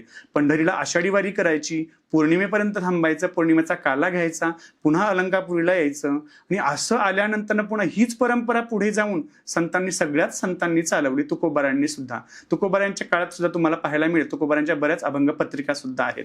त्या पत्रिकाच्या अभंगामध्ये त्यांनी वारकऱ्यांकडे निरोप पाठवलेला आहे. हा माझा निरोप त्या पंढरीनाथ पांडुरंग परमात्म्यापर्यंत पोहोचवा. वारकरी बाबा, माझा पांडुरंग परमात्मा काय म्हटला तुम्हाला, माझा हा निरोप सांगितलात का, तो कधी मला घ्यायला येणार आहे, असं सलगीचं भाषण ते त्या वारकऱ्याशी अभंगाच्या रूपानं करत होते, देवाशी करत होते. याच्यावरून आपल्याला असं पाहायला मिळेल की ह्या सगळ्या संतांच्या आधी सुद्धा वारीची परंपरा चालूच होती. मग संतांनी ही परंपरा पुढे चालू ठेवली. तुकोबारांच्या नंतर त्यांचे वंशज जे धाकटे त्यांचे चिरंजीव समजा नारायण बुवा आहेत, त्यांनी पुढे याला स्वरूप मोठं दिलं. बघा, ते हयात असताना फक्त पताका, टाळ, भजन अशा स्वरूपामध्ये दिंडी जायची पंढरपूरला पांडुरंग परमात्म्यापर्यंत. पण पालखीची व्यवस्था कधी झाली, जेव्हा ज्ञानोबांनी समाधी घेतली, जेव्हा तुकोबाराय सदेह वैकुंठाला गेले, जेव्हा नाथबाबांनी जलसमाधी घेतली, अशा वेळेच्या नंतर त्यांचं स्वरूप म्हणजे त्यांच्या पादुका त्या स्थापित गेल्या. मग त्या पादुकांची पूजा व्हायला लागली. मग त्या पादुका आपण पालखीत मांडायच्या. ती पालखी आपण खांद्यावर मिरवत नाचवत आपण पंढरीला घेऊन जायचं किंवा बैलगाडीच्या घोडागाडीच्या स्वरूपाने आपण ती पंढरीपर्यंत घेऊन जायचं आणि सगळ्या वैष्णवांचा मेळा पण पंढरीपर्यंत वारकऱ्यांसमवेत जायचं. अशी प्रथा पुढे प्रचलित झाली. मग त्याच्यानंतर पुन्हा त्याला वेगळं आणखीन आधुनिक स्वरूप आलं. मग रथ आले, ते रथ लाकडी होते, पुन्हा बदलले गेले, चांदीचे आले, नाही का. त्याला खूप रोजच्या रोज सजवून आलं त्या रथांना जे आहे ते. अशा स्वरूपाचं आता ते वारीचं स्वरूप खूप मोठं झालं. लाखोंच्या प्रमाणात दिंड्या झाल्या, नाही का, म्हणजे हजारो दिंड्या झाल्या, लाखो प्रमाणामध्ये भक्त सगळे झाले. जवळपास ज्ञानोबांच्या पालखीमध्ये 500 ते 550 दिंड्या आहेत. तुकोबारांच्या सोहळ्यामध्ये 500, 550, 600 दिंड्या आहेत. मग इतर संतांच्या तर आणखीन खूप आहेत. बरं, एका दिंडीमध्ये किमान 500 ते 1000 माणसं धरा तुम्ही, नाही का. दिंडी म्हणजे काय, व्यवस्था. ह्या सगळ्यांची व्यवस्था होते. मग पुढे आपली आपली दिंडी अशी चालत राहते आणि प्रत्येक दिंडीमध्ये स्वतंत्र वैयक्तिक भजन असतं. सकाळी पहाटे माऊलींची पूजा झाली की पादुका पालखीमध्ये ठेवतात आणि घड्याळी 6 वाजता भोंगा वाजतो आणि पालखी पुढे मार्गस्थ होते. मार्गस्थ होत असताना कितीही जोरदार पाऊस आला तरी सुद्धा पालखी थांबत नाही, ती रस्त्यानं चालूच राहते. सगळे वारकरी त्या आपल्या दिंडीमध्ये समाविष्ट होत असतात.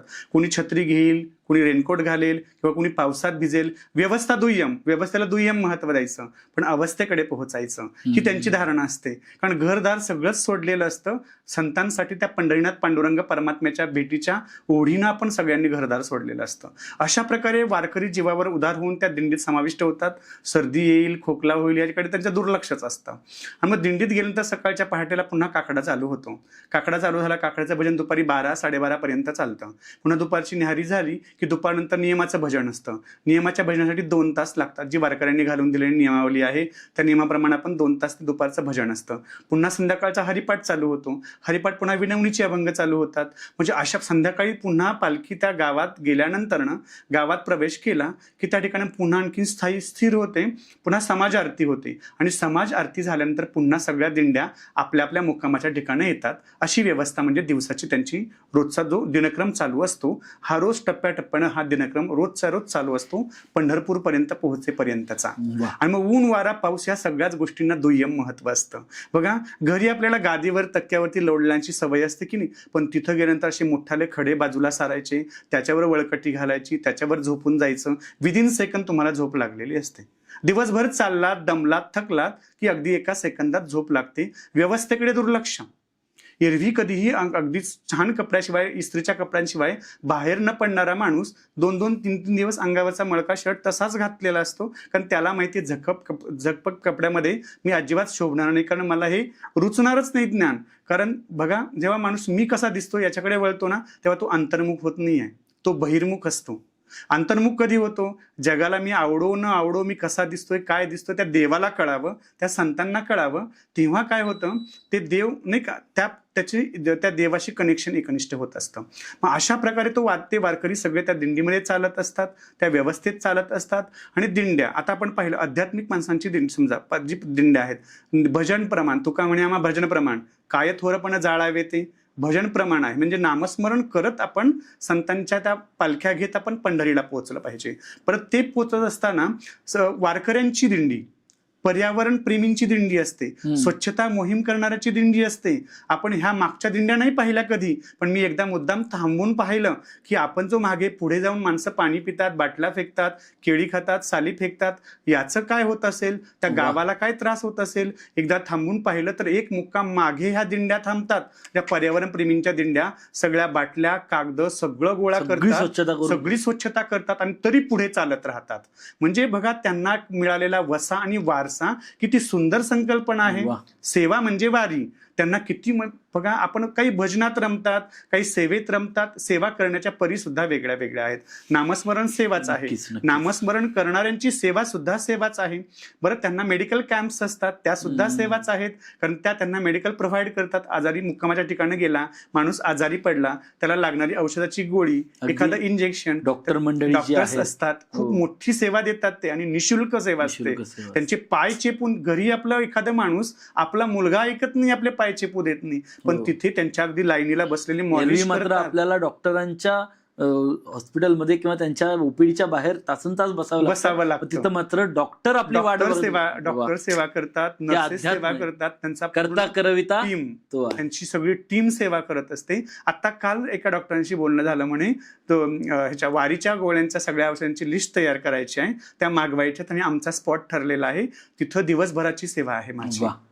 म्हणजे थोडक्यात काय की मी काहीतरी लागतो ह्या देशाचा, राष्ट्राचा, समाजाचा, अध्यात्माचा काहीतरी आहे, मला काहीतरी देता आलं पाहिजे जे माझ्याशी निगडीत आहे, असं मला देता आलं पाहिजे. मी जर भजनप्रेमी असेल, मला भजन म्हणता आलं पाहिजे, देवाची कवनं अभंग मला गाता आले पाहिजेत. दुसऱ्याकडे माझं जे काही चांगलं स्किल आहे ते मला देता आलं पाहिजे. जे माझ्याकडे अन्न असेल, धन असेल, धनाच्या स्वरूपामध्ये, अन्नधान्याच्या स्वरूपामध्ये, चहा पाण्याच्या स्वरूपामध्ये, पाण्याच्या रूपानं, डॉक्टरच्या औषधांच्या रूपानं मला सेवा करता आली पाहिजे. म्हणजे जे माझ्याकडे चांगलं आहे ते मला देता आलं पाहिजे. नक्कीच आणि सेवा केली पाहिजे. हो, ह्या म्हणजे देणं लागतो. मला ह्याच्यावरून आठवलं की भक्ती शक्ती संगम जो आहे, जो आपल्या निगडीमध्ये, तिथं छत्रपती शिवरायांचं आणि तुकाराम महाराजांचं एक स्मृतीस्थळ तिथं निर्माण केलेलं आहे. सो ती भक्ती शक्तीचा संगम नेमका काय इतिहास आहे त्याचा? ओके, तर बघा, भक्ती आपण म्हणतो जीवनामध्ये माणसाच्या परमेश्वर प्राप्त करायचं नाही, भक्तीची खूप आवश्यकता आहे.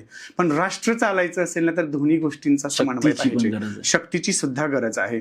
कारण भक्तीचे जे काही रूल्स आहेत, रेग्युलेशन्स आहेत, मंत्रोपचार, हे सगळं आहे, ते आपण जर प्रसार करायचा असेल त्याला काहीतरी राजकीय वरदहस्त असायला हवा. म्हणजे पहिल्या काळापासून, जुन्या काळापासून होतं, राजांच्या पदरी श्रेष्ठ गुरु किंवा श्रेष्ठ सल्लागार असायचे. आणि आपल्या राज्यातल्या गो ब्राह्मण हितायचं, तुम्हाला माहिती असेल, राजाचं पहिलं ब्रीद आहे गो ब्राह्मण हितायचं. आपल्या राज्यातल्या, राष्ट्रातल्या तत्वज्ञानी माणसांची ख्याल घेणं किंवा काळजी घेणं हे राजाचं इति कर्तव्य आहे. गायींचा सांभाळ करणं, त्या गायींच्या सांभाळामुळे त्या राष्ट्राला मिळणारी जी काही ऊर्जा मिळणार आहे, ती शक्ती मिळणार आहे, त्या शक्तीची राष्ट्राला गरज आहे, म्हणून त्याचा सांभाळ राजा करत असतो. मग तुकोबराय एके ठिकाणी म्हणतात, आम्ही तेने सुखी म्हणा विठ्ठल विठ्ठल मुखी, तुमचे एर वित्त धन ते माझा मृत्तिके समान. छत्रपतींनी नजरावा राजेसाहेब, हा नजराणा आज माझ्यासाठी फारसा उपयोगाचा नाही आहे, हा राष्ट्रासाठी लावा, मी सुखी आहे, मी माझ्या परमार्थामध्ये खूप सुखी आहे. आता या धनाची मला वैयक्तिक गरज नाही आहे, पण जिथे गरज आहे की नाही तिथे तो खर्ची घाला. आणि समाजानं किंवा तुम्ही स्वतः कंठामध्ये तुळशीमाळ मिरवणं मला खूप आवडेल. विठ्ठल विठ्ठल म्हटलेलं मला म्हणजे माझी आवड वेगळी आहे. आता धन मान ह्या गोष्टींच्या अधीन मी राहिलेलो नाही आहे. त्यांनी आपली स्थिती सांगितली. छत्रपतींनी साष्टांग प्रणिपात तुकोबारायांना केला, म्हणून तुकोबारा छत्रपतींचे गुरु म्हणून घेतलं गेलं. की त्यांनी खूप संदेश चांगला पोहोचवला. म्हणजे आज तुम्ही म्हणाल की तुमच्याकडे काहीच नाही, मग तुम्ही कसे राहाल, तर तो सर्वस्वी आहे, तो सगळ्यांचा, सकळ जीवांचा खरी तो सांभाळ, तुझं मोकळीला ऐसे काही. सगळ्या जीवांचा सांभाळ जर परमेश्वर करत असतो, तो चातक अगदी त्या मेघातल्या पर्जन्याशिवाय पाणी सुद्धा घेत नाही, त्याचा सांभाळ परमेश्वर करतो. किंवा छत्रपतींना घडलेला जो काही मुद्दा जो आहे प्रॅक्टिकलमध्ये, ती मुंगी काय खाते, आईसाहेबांनी सांगितलं ती त्या साखर खात होते डबीमधली. मग तिथे साखरेचा दाना कुठून आला बरं, तो परमेश्वरानं पोहोचवलेला आहे. थोडक्यात आपल्या खाण्याची सगळीच व्यवस्था त्यानं केलेली आहे. दुसरा मुद्दा आपण म्हणूयात, आपण माणसं आहोत म्हणून धान्याची पोती गोदामं भरून ठेवतो. हे पक्ष्यांकडे कुठली धान्याची गोदामं आहेत? चिमण्या, कावळे, पोपट हे पक्षी आहेत, ते कुठे धान्य साठवून ठेवतात? हा, नक्की ठेवत असतील, त्यांच्याकडे घरटी आहेत. असं मग घरट्यामध्ये आहे का साठा धान्याचा? अजिबात नाही आहे. पण त्यांच्या खाण्याची व्यवस्था प्रतिवर्षी भगवंत करत असतात, प्रति ऋतूमध्ये करत असतात आणि त्यांचं पालन पोषण सुद्धा करतात. मग आपल्याला कसे काय सोडून देतील? थोडक्यात आपला विश्वास नाही आहे, जिथे आपण कमजोर पडतो. परमेश्वर आपल्यावरती वरदस्त आहेच आहे. आपला प्रयत्नवादी असणं, आध्यात्मिक असणं, ह्या दोन्ही बाजू वेगळ्या वेगळ्या आहेत. म्हणजे माणसानं 100% प्रयत्नवादी असलंच पाहिजे. आपल्या प्रयत्नांना 100% यश देणं या परमेश्वराच्या स्वाधीन. आपले प्रयत्न 100, मुलांनी अभ्यास केला 100% चांगलं यश मिळणार त्याला. म्हणजे भगवंताला सुद्धा म्हणजे छान वाटणार कधी आपले प्रयत्न असतील तेव्हा. म्हणजे प्रयत्नवादी 100% प्रयत्न आपले असावेत. हातावर हात ठेवून तर अजिबात काहीच होत नाही. बरेच शेतकरी तो बघेल म्हणून सगळं त्याच्यावरती सोडून देतात. पण आम्हा ते जे आहे, कांदा मुळा भाजी अवघी विठाई माझी, लसूण मिरची कोथिंबिरी अवघा झाला माझा हरी, विहीर नाडा मोठ दोरी अवघी व्यापिली पंढरी. त्या पांडुरंगानं सगळं व्यापलंय म्हणून त्या कर्मात सुद्धा पांडुरंग परमात्मा त्यांना भेटत होता. आणि त्या नामदेवरायांना त्या शिंपी व्यवसाय सुद्धा परमात्मा भेटत होता. ते कपडे त्यांनी त्या पाषाणांना घातले सगळ्या, आणि म्हणे हे पाषाण उघडे राहिले तर त्यांचं अंग उन्हानं भाजेल की नाही, सगळे पोशाख त्यांना घालून आले. म्हणजे आपल्या कर्मात सुद्धा ज्यांनी परमेश्वर प्राप्ती करवून घेतलेली आहे. कर्माला कुठेही सोडलेलं नाही शास्त्रानं. वारकरी संप्रदाय असा आहे की नाही की तुम्हाला अंधश्रद्धा अजिबात नाही आहे. श्रद्धा पाहिजे, अंधश्रद्धा नकोय. आणि वारीला वैज्ञानिक अधिष्ठान आहे, हे तर मान्यच करावं लागेल. अगदी अगदी अगदी. की ह्या सगळ्या गोष्टींना तुम्ही ज्ञानेश्वरी अभ्यासा, गाथा अभ्यासा, वेदावर आधारित आहे. आणि वेदाची निर्मितीच कशासाठी आहे? ह्या सगळ्या विश्वाची रचना चालावी म्हणून साठी वेदाची निर्मिती आहे की नाही. मग त्याच्याच आधारावर तर संप्रदायाची निर्मिती वारकरी संप्रदाय आहे. संतांची वचनं अभंग ओव्या सुद्धा वेदाला वेदबाह्य आम्ही एक सुद्धा वचन बोलत नाही, संतांनी ठामपणानं सांगितलेलं आहे. मग वेदबाह्य वचन नसेल तर तुम्हाला ते अगदी अधोगतीला नेणारी कशी वचन असतील त्यांची? अजिबात नाही आहे. जे वांछिल तो तेला हो. ह्या विश्वात्मक परमेश्वराची प्रार्थना केलेली आहे. आता विश्वात्मक देवे येणे वाग यत्ने तोषावे आणि तोषोनी मध्ये द्यावे पसाय दान आहे. म्हणजे विश्वात्मक देवाची केलेली प्रार्थना ज्ञानोबाऱ्यांनी केलेली आहे. वृक्षवल्ली आम्हा सोयरे वनचरे, हे वृक्ष हे आमचे सोयरे आहेत. हे सगळेच्या सगळे एक बघा हिंस्र प्राणी जे आहेत, वाघ, सिंह, जे पशु, हे सगळे तुकोबारांच्या त्या साधना करत असताना साधना काळात शेजारी बसलेले होते. म्हणजे आत्मस्वरूपानं सगळे एकच आहेत. शरीरानं जरी भिन्न असतील, योनीनं भिन्न असतील, जन्मानं भिन्न असतील, प्रकृती भिन्न असतील, पण तरी सुद्धा आपण आत्मस्वरूपानं सगळे एकच आहोत. हा त्या ठिकाणी आपल्याला पाहायला मिळतंय. एवढा प्रगल्भ असलेला संप्रदाय म्हणजे वारकरी संप्रदाय आहे. मी तर म्हणतो की खूप मोठं भाग्य आहे माझं भगवंता परमेश्वरा.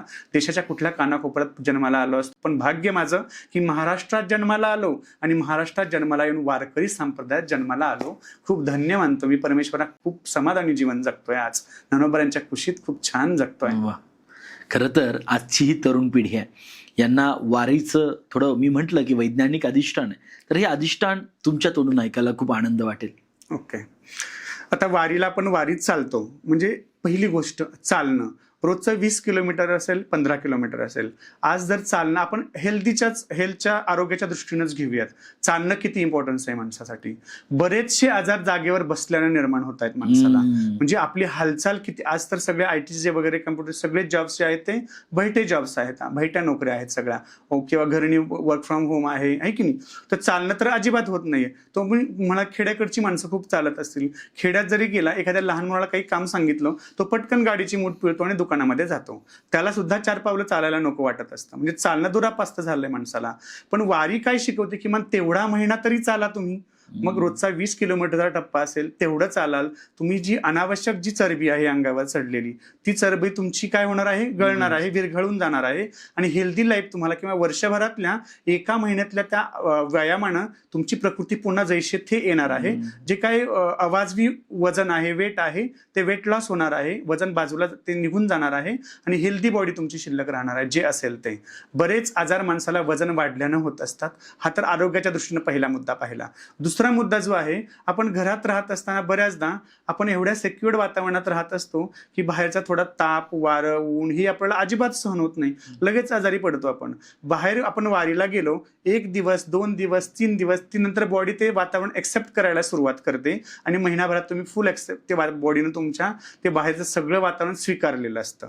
ते पाणी असेल, खाणं असेल, ते सगळं स्वीकारलेलं असतं. म्हणजे तुमची बॉडी पूर्ण त्या रिअलाइज होत असते बाहेरच्या वातावरणाशी, जी रिव्ही आपण सरस करत नाही आहे हेल्थच्या दृष्टीनं. आणि दुसरा मुद्दा आला, परमार्थिक विचारधारा तुमची आली की तुम्ही जेव्हा वारीच्या एकटा माणूस मी घरी विचार करतोय आणि 4 लोकात मी गेलो, माझ्या मनातला डोक्यातला विचार मी पुढे मांडला, हे असं असं आहे, तेव्हा एकटा घरी असताना माझी थिंकिंग पॉवर वेगळी आहे. 4 लोकात गेल्यानंतर प्रत्येकाचा पॉईंट ऑफ व्ह्यू वेगळा असणार आहे. हे असंच असेल का, ते तसंच असेल का, असं करूया का, तसं करूया का, त्या रूपानं माणसं आपल्याला पाहायला मिळतात. आणि सगळ्यात महत्त्वाची जिंदगीमध्ये आवश्यक गोष्ट असेल ऍडजस्टमेंट, जी संसारात आवश्यकता आहे, जी तुमच्या व्यवसायात आवश्यकता आहे, नोकरीच्या ठिकाणी आवश्यकता आहे, पूर्ण जीवनामध्ये ऍडजस्टमेंट नावाची गोष्ट खूप महत्त्वाची. लग्न सुद्धा व्यवस्था फक्त ऍडजस्टमेंटवरती अवलंबून आहे. मी एका तंबूमध्ये 20 माणसं झोपतात, ह्या बाजूला 10 आणि ह्या बाजूला 10. 20 माणसं झोपतात, कोण घोरत असेल, कोण पाय लांबवत असेल, कोण कसं करत असेल, हे सगळं सहन करायचंय. You have to accept that. स्वीकारायला स्वीकृती माणसाची खूप महत्वाची आहे. स्वीकारा, प्रत्युत्तर नका करू. म्हणजे आपण अपोज केल्यानं ती वस्तू आपल्यात जास्त वाढते. आपण you have to accept that things. Accept करा, स्वीकारा आणि पुढे चाला. हळूहळू सगळ्या प्रश्नांची उकल मिळत जाईल, सोल्युशन त्याला मिळत जाईल. संयम नावाची गोष्ट माणसाकडे असायला पाहिजे. तो संयम सुद्धा वारीतून आपल्याला कळतो. ठेच लागली, माऊली माऊली माऊली माऊली म्हणत आपण पुढे चालतो, पण कोणी कुणा प्रत्युत्तर नाही करत किंवा उद्धटपणानं बोलत नाही. माऊली माऊली माऊली पाय लागला, नमस्कार माऊली, असं म्हणतच पुढे पुढे पुढे पुढे चालतो. थोडक्यात संयम नावाची गोष्ट आपण स्वीकृती करतो त्याची. व्यवहारामध्ये आपण म्हणतो, जिभेवरती साखर पाहिजे, डोक्यावरती बर्फ पाहिजे, त्या माणसाला खूप छान व्यवहार करता येतो, आहे की नाही. मग ह्या मला अध्यात्मानं शिकवलं. माऊली म्हणा, रामकृष्ण हरी म्हणा, बाकीचे उपद्रव तुमचे कमी होऊन जातील. आपण आपले शत्रू निर्माण करतो की नाही आपल्या अहंकाराला वाव देऊन. एरवी अहंकार तरी कुठला, रावणाचा तरी अहंकार कडेला गेला का? आपण तर साधी माणसं आहोत. त्या तंबूमध्ये करोडोपती माणूस सुद्धा त्याच बसकरावर झोपतो आणि साधा रोजंदारी करणारा माणूस सुद्धा त्याच वळकटीवरती झोपतो. हे दोघांचं साम्य. एरवी तुमचा मोठा काचेचा महाल असेल घरी, पण इथे तुम्ही दिंडीत आहात, वारीत आहात. वारीसारखं राहिलं पाहिजे, वारकऱ्यांसारखं राहिलं पाहिजे. आणि जगतो ते बरेच असे मोठे माणसं सुद्धा वारीत राहतात की त्यांना त्याचं कौतुक वाटतं की घरचं वागणं ते खूप देवा, की इथे आम्ही जे जगतो ते खरं जगणं आहे, वास्तवात जगतोय. जीव बऱ्याचदा खूप कमी आयुष्य वास्तवात जगतो, वस्तुस्थितीत जगतो. आपल्याला जगण्यासाठी बऱ्याचदा काय व्हावं लागतं, दुसऱ्यावरती अवलंबून राहावं, किंवा तो काय म्हणेल, त्याला काय वाटेल, त्याच्याशी कसं होईल, नाही का, अशावरती आपलं बरंच जीवन अवलंबून असतं. पण मला स्वतःला काय वाटतंय हे विसरूनच जातं आपलं.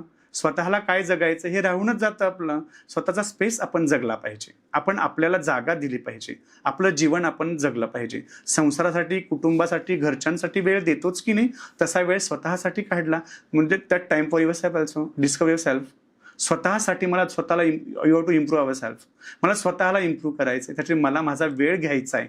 आणि म्हणूनचा वेळ म्हणजे वारी असावा असं मला वाटतं. जो माझ्या वाटचालीतून झाला, पहिला कॉलेजचा वारीचा पहिलं पाऊल माझं होतं की अरे माणसं एवढी परमार्थ करण्यापर्यंत मी होतो.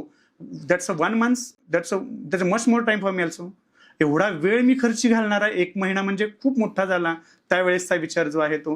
पण जेव्हा मी पहिलं पाऊल वारीला चालायला लागलो, जेव्हा 2000 साली माझी पहिली वारी सुरू झाली, त्यावेळेला 2 अंगरखी आणि 2 धोतर घेतलेले होते. ते म्हणे की पुढचं आपण आता ह्या पोशाखात नाही चालायचं, पहिली वारी सुद्धा धोतर नेहरूवरती त्या पारंपरिक पोशाखातच सुरू करायची, असं म्हणून त्या पोशाखावरती मी पहिली वारी सुरू केली. वारी सुरू करताना मनातलं न्यूनगंड, मी काहीतरी शिकलोय 4 बुकं, असं होतच जे सामान्यपणानं बाकीच्यांना असतं. मी काही वेगळा नव्हतो तेव्हा, त्याच बुद्धीचा कदाचित असावा. मलाही वाटलं 4 बुकं शिकलेलो आहेत, शूज अमकं तमकं, माझ्या वस्तू वगैरे सगळं झकपकपणा तसा थोडाफार होताच, सगळा बराचसा होता, 80% तसाच होता. पण सगळं चालायला लागलं. हे सगळं कशाला उगीच अवडंबर मी आणतोय सगळं, मला या लोकांसारखं जगता आलं पाहिजे, यांच्यासारखं राहता आलं पाहिजे, हे मला स्फुरलं. तेव्हा मी अगदी मळकात शर्ट 2-2 दिवस मुद्दामून तो घातला. आता तो कडकचा इस्त्रीचा शर्ट नकोय आपल्याला. आपल्याला नामस्मरण करायचंय, भजन करायचंय, पाऊस पडत राहणार आहे, धूळ अंगावरती चिखल माखणार आहे, आपण त्याला सजवून कुणाला दाखवणार आहोत? सगळे आपण समउद्दिष्टानं पंढरीनाथ पांडुरंग परमात्म्याकडे चाललोय. सगळ्यांचा हेतू जर पांडुरंगाला प्राप्त करावून घ्यायचा असेल तर व्यवस्थेकडे आपण दुर्लक्ष केलं पाहिजे आणि अवस्थेला महत्त्व दिलं पाहिजे. मग अवस्थेच्या दिशेने आपली वाटचाल असायला हवी. मग असा प्रवास सुरू झाला आणि पहिली वारी माझी सक्सेसफुल झाली आणि म्हणून तेव्हापासून आज तगायत मी कधीही वारी सोडली नाही आणि जीवनात कधीही सोडणार नाही आहे. खूप काही मिळालं त्या वारीतून मला मिळाला. एक जेव्हा ग्रुप तयार झाला 20 जणांचा, जो मुंबईचा घाटकोपरचा आमची माणसं होती, मित्रपरिवार होता, सगळे माझ्यापेक्षा सगळे एजेड होते, वयस्कर होते, सगळे सर्व्हिस करणारी माणसं होती. पण ते म्हणे नोकरीचे 20 दिवस आम्ही स्पेशली फक्त वारीसाठी काढून ठेवलेत. वर्षातल्या सुट्ट्या आम्ही खूप कमी करतो, पण ह्या सुट्ट्या वैयक्तिक आमच्या आम्ही राखून ठेवतो, कारण आम्हाला पंढरपूरला पायी वारी जायचं आहे. चुकायची नाही. वा वा वा. मग त्याच्यातून घ्यायला आपल्याला शिकायला मिळतं. आपण समाजात गेलो की आपल्याला शिकायला मिळतं. त्या वारीतल्या माणसांच्याकडनं आपल्याला शिकायला मिळतं. होय होय वारकरी पाहे पाहेरे पंढरी. आपण पंढरी पाहायची असेल ना तर वारकरी व्हावं लागणार आहे आपल्याला, नाही का? आपण सुटापुटात राहून पुढे पंढरी आपल्याला कशी प्राप्त होईल बरं? म्हणजे थोडक्यात त्या ओघाबरोबर ओघासारखं झालं पाहिजे. आपण गंगेच्या पाण्यात मिळायचंय की नाही, मग तुम्ही अमृत बनवून नका शिरू.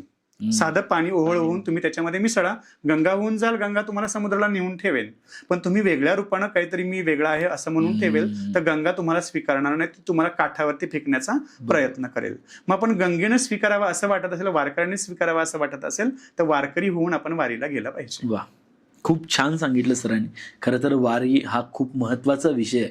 आणि मग मानसिक आरोग्य, शारीरिक आरोग्य आणि आध्यात्मिक दृष्टीनं तुमची ग्रोथ, वाढ खूप छान या वारीच्या माध्यमातून होते. खरं तर आज वारीला हजारो वर्षांची परंपरा आहे. ती परंपरा आपण माऊलींकडून जाणून घेतली. आज आपण यांच्याकडून जाणून घेतलं की वारी नेमकी काय आहे. आज आपण जाणून घेतलं की वैज्ञानिक अधिष्ठान काय आहे, त्याचबरोबर इतिहास काय आहे.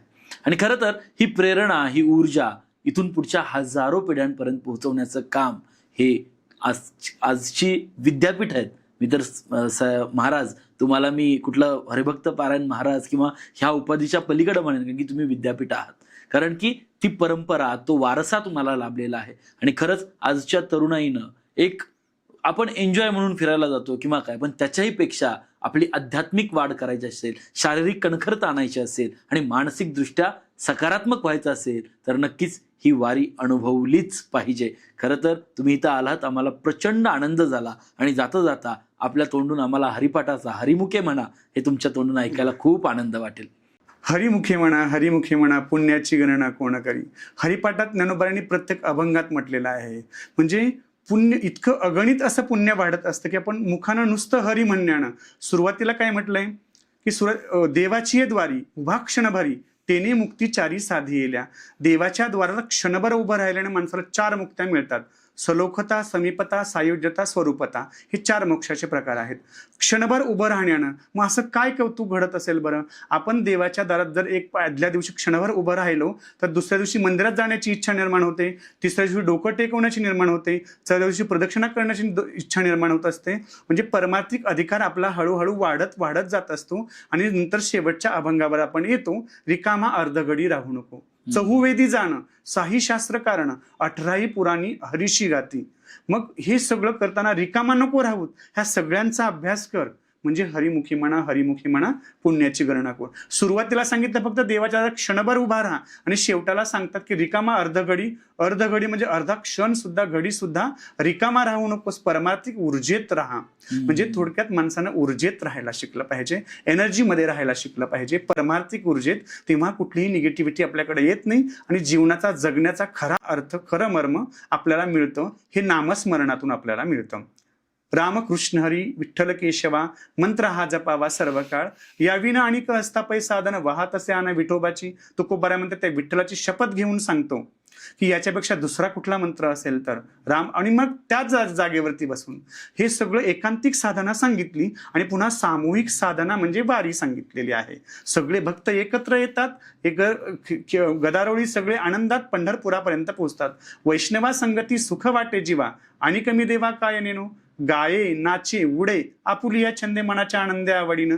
सगळ्यांच्या सुखात किंवा खेळीया खेळत आपण पंढरपूरला पोहोचत असतो. एवढं सद्भाग्य आपल्याला लाभत असतं फक्त परमार्थिक पदार्पण केल्यानं, परमार्थिक वृत्तीत राहिल्यानं. म्हणजे परमार्थ माणसासाठी जडणघडणीसाठी एवढा आवश्यक आहे, जेवढं आवश्यक जगण्यासाठी अन्नाचं आहे की नाही तेवढी आवश्यकता अध्यात्माची आहे माणसाला. आणि ती अध्यात्माची आवश्यकता ज्याला त्याला पटवून घेता आली पाहिजे आणि त्या दृष्टीनं आध्यात्मिक प्रवृत्ती सुद्धा माणसानं दर्शवली पाहिजे. वा. त्या ऊर्जेत राहिलं पाहिजे, खरं सुख घेतलं पाहिजे जे बिना पैशांनी मिळतं. माझ्याकडे आज कवडी सुद्धा नाही मावली. तुम्ही म्हणाल मी तुमच्या समोर बसले, पण वैयक्तिक जेव्हा माझ्या जीवनात तुम्ही डोकवाल तर माझ्याकडे पाय ठेवायला सुद्धा मला जागा नाही आहे. जे काही वडिलोपार्जित होतं ते ज्यांचं होतं त्यांच्या हवालीच आहे. ती त्यांचीच पिढी चालवेल, त्यांचंच जनरेशन चालवेल. ते माझं नव्हतंच कधी, कारण त्यांच्या पिढ्यांचा तो अधिकार आहे. पण स्वतः मी संन्याशी असेल तर माझ्याकडे या कुठल्याही वस्तू नकोत, त्याचा संग्रह सुद्धा नकोत. म्हणून आज सगळ्यात जी काही मला तब्येत बरी नसेल तो सेवा पुरवेल, गोळी देईन, नाही तर तो आजारी तसाच ठेवेन, जसं असेल तसं. म्हणजे आपण हे स्वीकृती पाहिजे आपली. हे मी स्वीकारलेलं आहे. त्याचे चांगले वाईट परिणाम देवा मला मान्य आहेत, ती मी ऍक्सेप्ट केलेले आहेत. मी कुणावरही ब्लेम नाही करणार. आत्ता मला हे मी कुणाला सांगू, हे सोल्युशन कसं होईल, मी ब्लेम कुणाला कारण तो निर्णय सर्वस्वी माझा आहे. तो कुणीही माझ्यावरती लादलेला नाही आहे. स्वयंस्फूर्तीनं संन्यस्त ही वृत्ती मी धारण केलेली आहे आणि त्यातला आनंद सुद्धा आज स्वर्ग सुखासारखा उपभोगतोय तो या ठिकाणं. आणि एरवी याला दुसरं वलय जर मी दिलं असतं, मठ मुद्रेचं वलय दिलं असतं, कदाचित जे मी आज जो भोगतोय ते कदाचित त्या सुखापासून मी दुरापास्त झालो असतो. आज अगदी निश्चिंतपणाने कुठल्याही दिशेला मी फिरू शकतोय, कारण कुठेच मला आडकाठी, कारण बांधून ठेवणारी जागा नाही आहे ना, स्थळ नाही आहे, ठराविक प्रॉपर्टी मी माझी नाही किंवा मी कुठे अडकून पडेल. हा सगळाच गुंता सोडवून आज जो ह्या छताखाली आहे की तो कुठल्या दिशेला, जेव्हा तू जिकडे नेशील तिकडे, पण तुझ्या सल्ल्यानं सगळं चालणार आहे, तुझ्या अनुरोधानं सगळं होणार आहे. सर्वस्वी निर्भर त्या परमेश्वरावरती, पांडुरंगावरती आहे. आणि म्हणून हा जीवन प्रवास सगळा सुखरूप चालू आहे. धन्यवाद. खरं तर रामकृष्ण हरी हे होते हरिभक्त पारायण प्रवीण महाराज शेंडकर. खरं तर असं जगलं पाहिजे की त्याच्या ज्या जगण्याचा अर्थ फक्त स्वार्थापुरता नाही तर इतरांसाठी त्याचा परमार्थ झाला पाहिजे. आणि खरं तर ही शिकवण आदरणीय महाराजांच्या आत्ताच या पाठीमागच्या काही मिनिटांमध्ये आपण सर्वांनी घेतली. आणि खरंच हा विचार, हा संप्रदाय लोकांपर्यंत पोहोचवला गेला पाहिजे. आपल्या इथेच राहून, महाराज जसं म्हटले की आपण इथेच राहून आपल्याला माहिती नाही, जिथं पिकतं तिथं खपत नाही, पण ते पिकतं ते खपवण्याची ताकद सुद्धा आली पाहिजे. आणि ती ताकद येण्यासाठी नक्कीच हा व्हिडिओ पुढंपर्यंत पोहोचवा, लोकांना सांगा. जे आपलं मनभर आहे पण आपण कणभर पण सांगत नाही, आपलं मनभर आहे ते आपण कणभर जरी सांगायला चालू केलं तरी विश्व गुरु आज आपल्याला म्हटलं जातं. त्याचबरोबर APJ अब्दुल कलाम यांच्या स्वप्नातला जो काही भारत आहे, जो महासत्ता भारत, तो नक्कीच होईल, कारण की एवढी ताकद आपल्या अध्यात्मामध्ये. रामकृष्ण हरी. भेटूया पुढच्या पॉडकास्टमध्ये एका अशाच भारी व्यक्तिमत्वासोबत. धन्यवाद.